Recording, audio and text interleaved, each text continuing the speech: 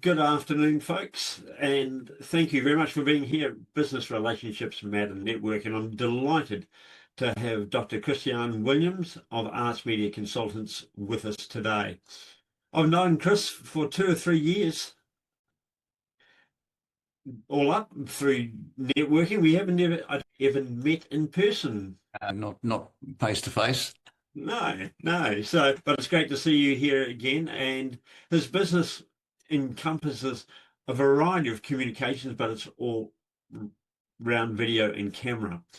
He has an extensive career. He's got a doctorate in creative arts, and he's an informed extension professional with stage and screen performances as a 25 years as a professional mime artist. So hopefully his presentation today is more than just miming.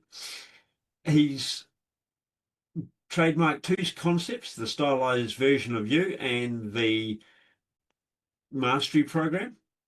And he's been working through Arts Media, and he's on screen. He's an international television personality as well. So welcome along today, Chris. And I'll just Hi again, folks. Welcome to this short presentation.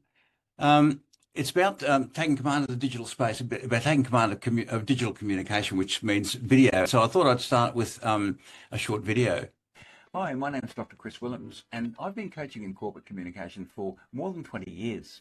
And it might surprise you to know that my background actually spans about 40 years in the performing arts and television. And it might surprise you even more to know that for 25 of those years, I was a professional mime artist. Now, I'm just about here, you're thinking, well, what the hell's mime got to do with corporate communication? Well, when you consider that mime, at its most fundamental, consists of the analysis, manipulation, and stylization of body language, and that body language forms so much a part of human communication, it's not that surprising. So what's mime got to do with it? Well, actually, just about everything.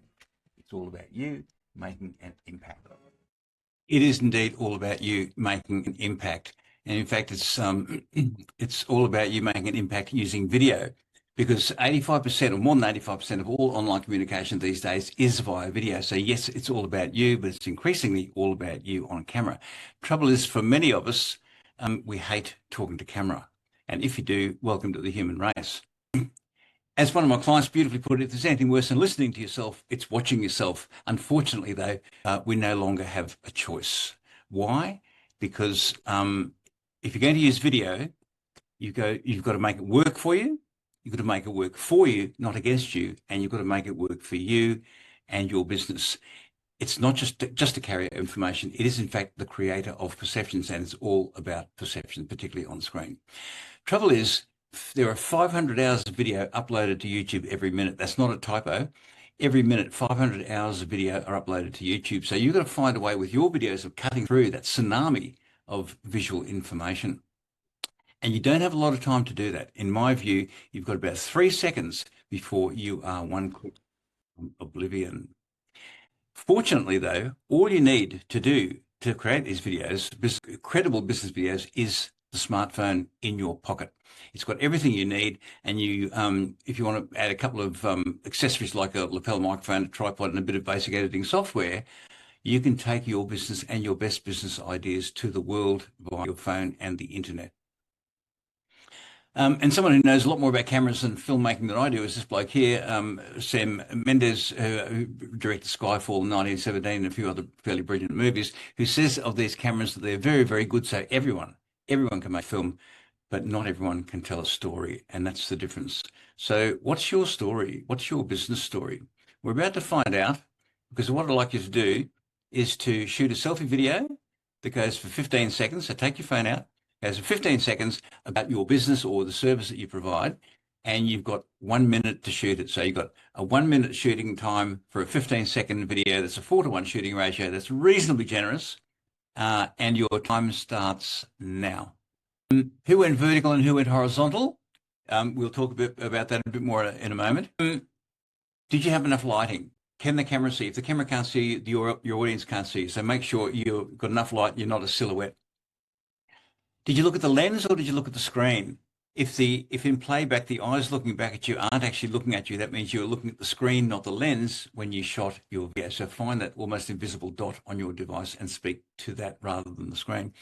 And did anybody go appreciably over or under 15 seconds? It's remarkable how much information you can squeeze into 15 seconds. It's equally remarkable how quickly they come screaming up at you when you try to squeeze that information to that short space of time. One of the big questions that comes out of this is, do I go landscape or portrait or indeed square? And it's a question, a vexed question, and it all really depends on the context, or contexts plural, that you're presenting your videos in. What we're talking about here is called aspect ratio. The normal aspect ratio is 16:9. That's televisions, the computers we're on now, 16:9. And but depending on your particular context, like YouTube is 16:9 for all videos. If you're on LinkedIn, you've got a choice. You can go 16:9, you go vertical, horizontal, or square. I personally use landscape. TikTok is always vertical. Okay. Instagram, combination of all of the above, except not landscape. It's 9:16 rather than 16:9. Facebook, again, you've got to, depending which part of Facebook, if it's feed or stories, you go vertical, or in other contexts you go horizontal. So it's really depending on where you're going to post your videos. That's, you decide how you're going to do it. For me, because we see the world in landscape mode, I always shoot in landscape mode, because it gives us context and it gives us options. So if you look at the screen here, it gives you space to put your logo, space to put QR codes, space for information, dot points, information, graphics, and other information. So that's why my screen looks the way it does. In fact, it looks like that behind me right now. If you need to go portrait, I suggest to you that you go landscape and then crop it, because you've got the option then of using it either landscape or portrait. If you only shoot it in portrait, that means you end up with losing 2/3 of the screen, and you will have seen on the news, people send footage and they've got to fill up the rest of the screen with a blown up out of focus shot of the same footage, which I find a bit disturbing actually. So, but the most common use of video at the moment is Zoom, and we're on Zoom. Obviously, we are now. And we use it fairly extensively. As a species, though, we've been using it for a few years, but we haven't actually gotten that much better at it. A good example of some of the things to think about is this one here, and these are fairly high-profile people. So if we look at framing, the yellow circles there, that's a really common error. Too much headroom. That's the distance between top of the head and top of the frame. This comes about because we put our laptops on a desk looking up, so we get the up the nostril shot and 15 acres of ceiling behind us. Lighting, just make sure you're not a silhouette. It's great to use natural light, but make sure you're not a silhouette. Around the purple circles there, often people have bookcases behind them, which is great. You look like a learned, well-read person, but sometimes those textures can be a bit busy and a bit distracting. If you look in the middle there at Liz Truss, she's got a flagpole growing out of her head. By contrast, bottom left-hand corner, Amanda Milling, very clean background, no distracting elements whatsoever. Trouble is, her hair happens to be very similar color and tone as the background. So she'll again look at the amount of screen real estate you're losing by going vertical on Zoom. So those two are kind of okay. And I'm not sure what Boris was thinking at the time, but it certainly wasn't about framing the shot. So these people, because they're high-profile politicians, they have legions of media advisors to advise them. And if you look closely at the press team headquarters, you'll find there's no one there. I think they might have been down the pub during this Zoom session. One of the most fundamental aspects of human communication is eye contact. When we're on Zoom, we think we're making eye contact. We assume we're making eye contact because, of course, I'm looking at all of you on the screen. However, from my point of view, I'm looking at you. From your point of view, I'm not, because I'm looking at the screen, not the lens. For me to make eye contact with you, I need to lift my gaze to that dot there, that invisible dot at the top of the screen. Now, from my point of view, I'm not making eye contact with you, but from your point of view, I am. A bit tricky to get your head around. But remember, if my suggestion is that if you're hosting or presenting on Zoom, that you find that little dot on top of your screen and speak to the dot, not to the screen. If you're listening, that's fine. Just look at the screen. So yeah, again, a bit tricky to get your head around that one. it's really important to consider Zoom as much more just a convenient way of having a meeting. It's an often missed micro marketing opportunity. So things that you have in your background, is that information? Has it got the name of your business, et cetera, et cetera? Those kinds of things, and things to think about and consider when you're using video. Because we need to think differently, and because we're seeing differently. And it's a visual medium, so we need to think visually. We need to show as much as or more than tell with using video. So what do we see besides you in the frame? What's your story look like? It's a bit of a strange question to ask, but every picture tells a story. Every story evokes a picture or pictures. So find visual images for you, for your story, that underpin and support that story. I mean, the images you can see there's like, it's a corporate image, there's a kind of holiday image, a nighttime festival-y kind of image. Each of those tells a story like in a nanosecond before we even start talking. The audience has some kind of clue as to what we're going to be talking about. So it's really important to always consider your background, and most importantly, always check your background. Some people don't. Why, I hear you ask what I need to worry about aesthetics in a video about law or accountancy or mining or finance or whatever, or engineering, because we're talking about visual storytelling, the fundamental sense of a story well told. If you can find beautiful pictures that go with your video, you will attract the eye of the viewer and hopefully hold the eye of the viewer just because it's nice to look at. Okay, so think about the kinds of images, kinds of aesthetic images that are still relevant to your business that you can use for your business videos. In terms of how we create these things or our approach to them, there's a couple, well, there's more than a couple, there's heaps, but I'm looking at two. The first is what I call the shoot, butte, distribute model. And that's kind of what we did a few minutes ago. Have an idea, quick grab the phone, shoot it, upload it to the internet. That's the shoot, butte, distribute model. By contrast, the more traditional model is that you plan it, you do pre-production, you script it, you storyboard it, you then go out and you shoot it as per those documents, the script and storyboard, and then you bring it back and you go through a post-production process, you edit it, you might add graphics or sound effects or music or voiceovers or whatever, and it's only then that you upload it. So I have a rule of thumb, a very loose rule of thumb for the three-phase production one, is that 1 = 1 + 3. And that means that 1 minute of screen time takes an hour to shoot and 3 hours to edit. Now that seems like a very long time, but it's a very rough rule of thumb, but it gives you an indication. The advantage of the three-phase production model is that the visual quality and often the audio quality is much better than the shoot, butte, distribute model. Having said that, if your audience is young, groovy people doing, a shoot, butte is fine. They don't want to see a three-phase. If your audience is BHP, you might want to do a three-phase model. So somewhere in between those two extremes is where your videos lie and where your audience is.